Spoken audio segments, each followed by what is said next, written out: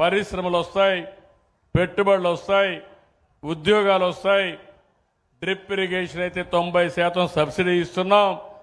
రాయలసీమలో ఇప్పుడు కూడా నేను చూస్తే రాజంపేటలో కూడా వ్యవసాయం తగ్గింది, హార్టికల్చర్ పెరిగింది, డైరీ పెరిగింది, అదే మాదిరిగా లైవ్ స్టాక్ కూడా బాగా పెరిగే పరిస్థితికి వచ్చింది. ఈరోజు రాయలసీమలో రోడ్లన్నీ బ్రహ్మాండంగా వచ్చాయి.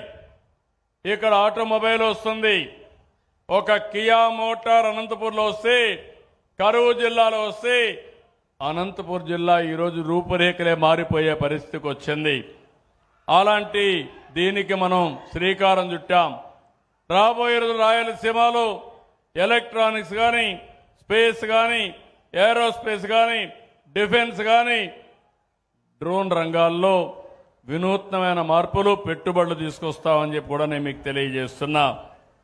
ఈరోజు ఇక్కడ మీరు చూసినప్పుడు నేను ఎన్నోసార్లు చెప్పాను, రాయలసీమలో ఒకప్పుడు రాయలేలిన సీమ ఇది, రతనాల సీమ ఇది.